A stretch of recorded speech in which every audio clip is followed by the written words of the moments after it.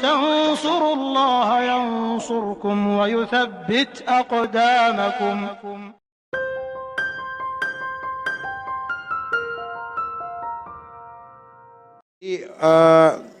Gak ada untuk amalan khusus Pak, dari saya sendiri. Dan kalau Bapak bilang tentang profit and loss segala macam ya, di perusahaan saya ada jurnal akuntansi semua lengkap Pak, sama seperti perusahaan pada umumnya. Kita ada operational expenses untuk setahun, ada capital expenses untuk setahun, kita ada. Jadi kita bisa forecast untuk setahun ini kita mau seperti apa bergeraknya. Sama Pak, sama. Saya bisa bilang itu sama. Jadi sebenarnya yang membedakan adalah Pak. Tadi kenapa Bapak bilang kita mindsetnya sudah loss. Kalau nggak loss ya kita profit. Kalau nggak profit ya kita loss. And that's it. Sebenarnya gini Pak. Apa yang saya jalanin ini Pak, itu sudah ada 1400 tahun lebih yang lalu yang ngejalanin. Ada dua contoh yang saya ambil selalu, Utsman ibnu Affan dan Abdurrahman bin Auf. Ya, kalau nggak dari Abdurrahman, saya ngambil dari Utsman. Kalau nggak saya ngambil dari Utsman, saya ngambil dari Abdurrahman bin Auf. Ya kan? Yang satu kuat di manajemen, yang satu kuat di marketing. Dan dua-duanya adalah manajemen langit dan marketing langit. Jadi marketing langit bukan gue juga sih sebenarnya. Gue copy paste dari. Jadi gini, ini kehidupan standar seorang muslim Pak. Kita di mana? Di sini. Kita itu selalu di bawah kehidupan standar seorang muslim. Makanya begitu kita melihat satu figur atau satu orang atau tetangga kita atau ayah atau ibu kita, mereka melakukan satu kehidupan yang sesuai standar seorang muslim. Sesuai standar seorang muslim. Kita akan wow.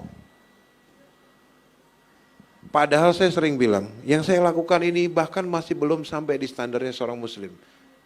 Mungkin masih di bawahnya itu dan saya masih cari cara untuk saya mencapai ke situ.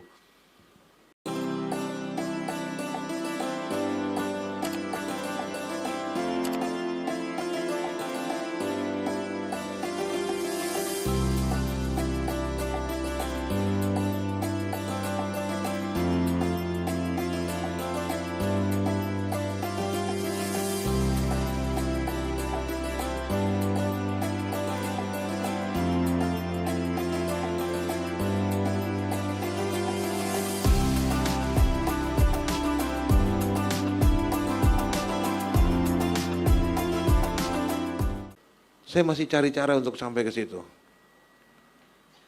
Jadi kalau Bapak cerita profit and loss itu baru ditemukan kemarin Pak. Sistem berniaga kita itu dengan secara yang kapitalis itu baru 1600, abad ke-17-an. Saya pakai yang dibangun dulu abad ke-7.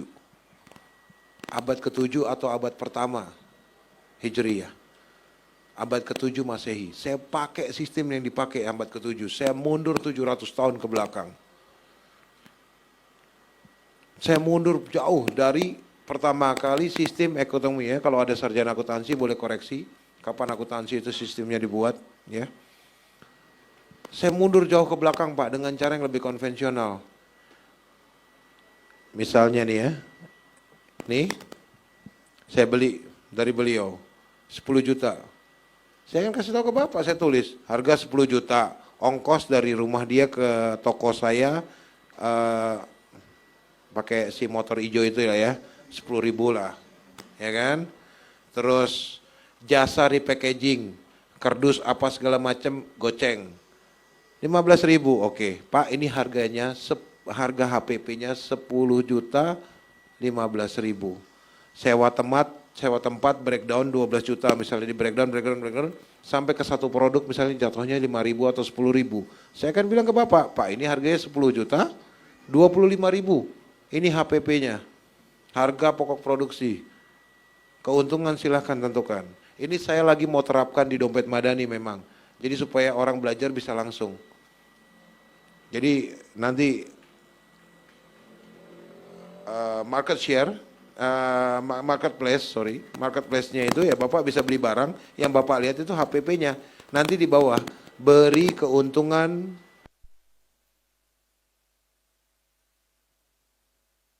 paling bawah 100 rupiah, 500 rupiah, 1000 rupiah, wallahualam. Atau kita kasih opsinya ke pedagang, dia mau ambil paling bawahnya yang mana, terserah. Ini kita lagi full diskusi untuk ngebangun di Dompet Madani. Cuman kurang lebih sama seperti itu Pak. Itu paling simpel. Itu paling simpel. Paling sederhana. Sesederhana itu, ya saya pikir memang harus sesederhana itu sih. Kan enak kan ya Pak? Masuk, sekian, nih HPP. Terserah mau kasih saya keuntungan berapa. Monggo silahkan. Saya kasih 1000 kamu ya. Ya, kamu ikhlas, kamu ridho, enak saya jadiin makanan. Simpel kan? Sesimpel itu Pak. Asli sesimpel itu. Saya melakukan bisnis ini dengan cara yang sesimpel itu. Orang kadang-kadang mikirnya terlalu rumit. Jadi overthink. Yang saya selalu datengin, orang datang ke saya tuh, dia dongeng 1 jam, itu semuanya overthink. Dari sistem manajemennya bulet lah, wah kiri kanan udah susah sekali hidupnya. Saya bilang gila, gue kalau hidup jadi lu kayaknya gue gak kuat. Karena hidup lu rumit banget. Nah, akhirnya saya jelasin dengan sistem yang kafe yang saya jalanin, sesederhana itu kok. Iya sesederhana itu. Bahkan kalau, kan datang kan ke kafe, kita kasih tabletnya kan. Dia masukin harga sendiri loh untuk kopi yang dia minum. Habis itu dibayar sendiri.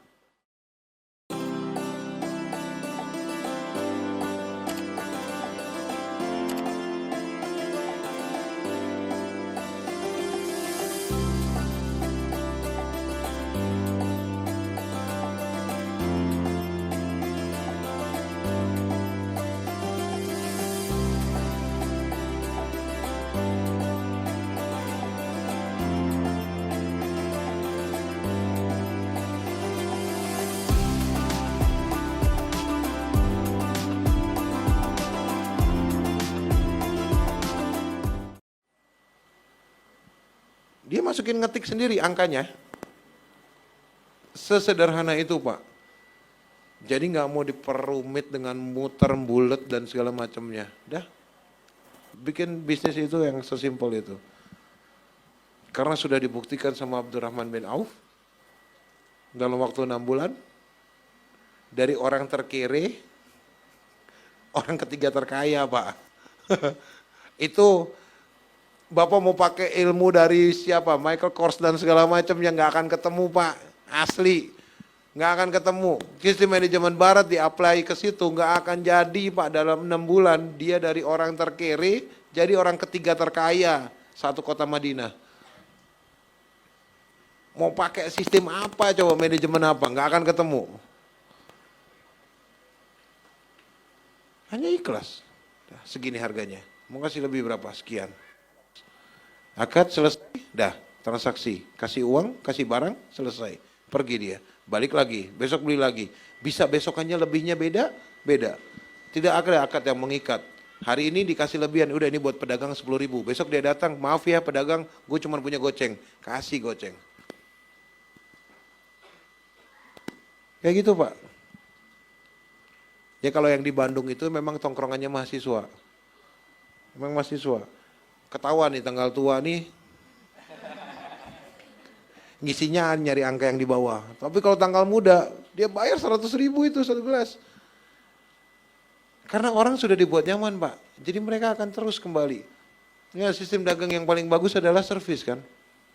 Kita ngajak ngobrol ke customer, gimana Pak, mobilnya enak gak Pak? Habis kita setel di power steeringnya, bannya kita udah balancing. Wah ini trimmingnya masih habis ke kanan nih. Oh ya udah nanti kita bantu ya Bu ya. Pak ya kita bantu lagi nih, kita balance lagi nih. Lihat ya apapun. Gimana Bu jahitannya? Jahit di tempat saya rapi nggak? Ini agak kurang nih sebelah sini. Saya servis Bu. Saya lurusin, saya bagusin. Ini kurang apa? Komunikasi yang baik. Insya Allah sih Pak. Gitu ya Pak.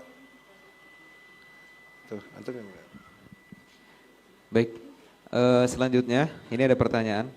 Gimana jika usaha yang dijalankan adalah full jasa seperti desain grafis atau ilustrator?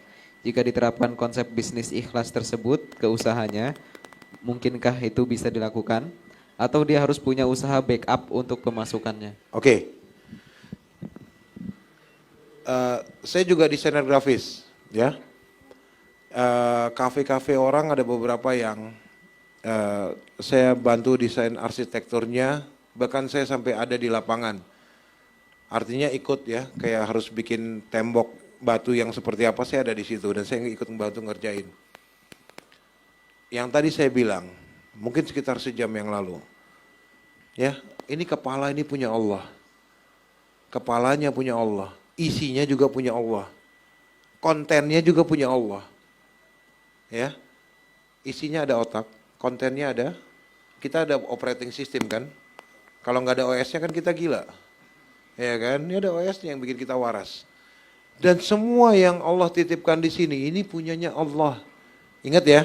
Yang Allah titipkan di sini itu punyanya Allah. Nggak ada satu cc pun isi otak kita yang punya kita sendiri. Kok gue kan belajar kok sampai ke Amerika. Emang kalau Allah nggak ngizinin lu bisa ke Amerika? Ini namanya kreativitas kok. Saya butuh minum Pocari Sweat sampai 4 kaleng baru ketemu inspirasi. Masalah lu, isinya punya siapa? Punya Allah. Kalau ini sudah kita akui ini punya Allah, lihat, kalau kita sudah akui ini punya Allah, maka kita nggak akan berani pasang harga untuk sesuatu yang keluar dari sini. Training kopi di tempat saya bayar seikhlasnya, arsitektur bayar seikhlasnya, ya, desain grafis tempat saya bayar seikhlasnya.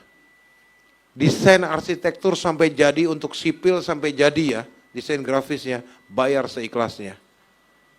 Seikhlasnya. Saya nemenin pembangunan sipil sampai jadi, bayar seikhlasnya.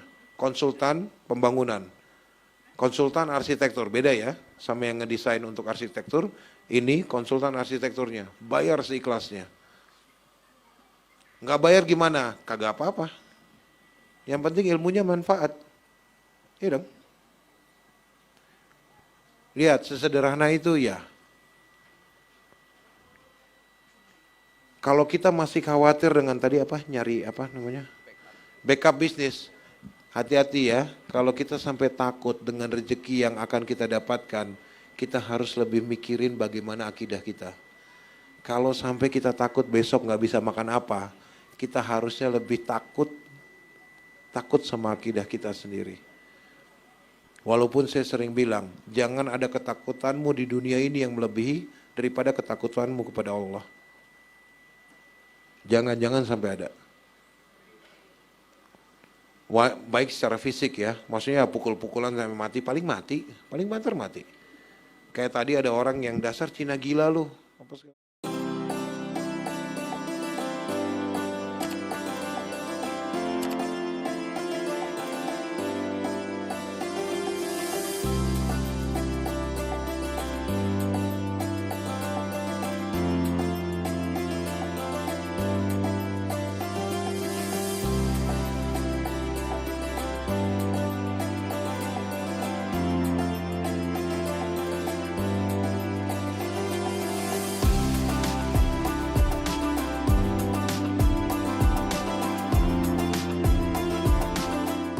Macam saya ngomong di mobil, gue matiin loh. Iya Pak, saya lagi di Jogja, samperin aja. Saya nginep di lokal hotel. Paling banter apa sih lu dibacok mati kan? Paling banter nih, ya kan? Terus apa? Nggak ada yang lebih dari mati kan? Sedangkan bagi kita seorang muslim apa? Dunia ini penjara. Nah ini akidah nih, ntar materinya geser. Ntar ya. Tapi kalau yang ini benar ya, hati-hati. Pada saat kita sudah mengikhlaskan, karena ini punya Allah, ya coba dicamkan. Kita, ini yang jasa pasti banyak lah, ya.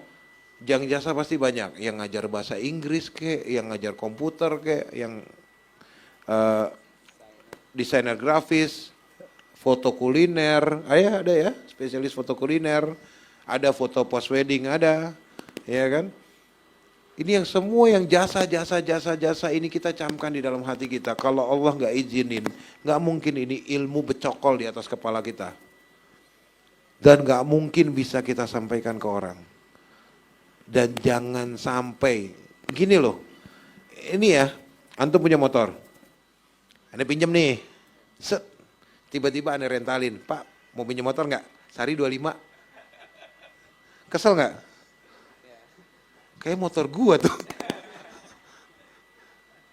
Lihat, ya. Ini analogi sederhana nih tentang motor doang, ya. Bayangin, kalau ya Allah nggak akan kesel sama manusia. Kalau sampai kita yang kufur sama Allah, ya hati-hati, ya hati-hati, ya. Karena sesungguhnya rizkimu dan ujian untuk kalian itu akan dicukupkan sebelum dihabiskan nyawa kalian. Jadi kalau udah cukup rizkinya, udah cukup ujiannya, ditarik nyawanya, tas. Ya, itu kata Imam Syafi'i. Nggak akan dimatikan sebelum dicukupkan rizkinya sama ujiannya. Udah. Jadi kita jangan sampai kita khawatir, ya. Hati-hati. Kita kalau khawatir dengan makanan yang akan kita makan besok, kita bisa kufur sama Allah. Nah, itu lebih berbahaya dari sekedar obrolan yang pertanyaan yang pendek seperti ini. Tapi semoga menjawab.